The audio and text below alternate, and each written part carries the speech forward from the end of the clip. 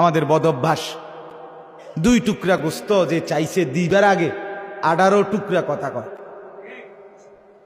হ্যাঁ কয় 18 ইতানের অভ্যাস। এডি নিয়ে হোটেলে বেচ চালাইব, এডি এগুলার ব্যবসা, এগুলা আইসে কর্তিকা। হ্যাঁ লাইনে লাইনে বেড়া বেড়ি আইসে আছে, দিয়া কুল পাই না। এত কথার চাইতে তুই বেড়া দিস না বেড়া। তোর মতো 2-4 বেড়ই না দিলে আল্লাহর এই বান্দা বান্দি মরতো না। দিস না বেড়া তুই বেড়া। কথা বোঝেন নাই কথা? হ্যাঁ এত্তেবালা দিস না বেড়া তুই। 2 টুকরা দেওয়ার আগে এতগুলো কথা বললা। আল্লাহ তাআলা আদেশ করছেন, আল্লাহ তাআলা তুমি দিছিলা তো আল্লাহর জন্যই। আল্লাহ যদি সেটা উঠাই নিতেন, কথা বলেন না কেন? চোখের সামনের থেকে যদি 2 লাখ টাকার গরুটা সরাই নিত, তখন তো ভেটকি দিয়ে থাকতে।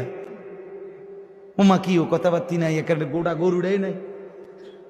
এমনি তো গেছিল 2-4-10 টুকরা, অন্তে গোটা আস্তা গরুই নাই।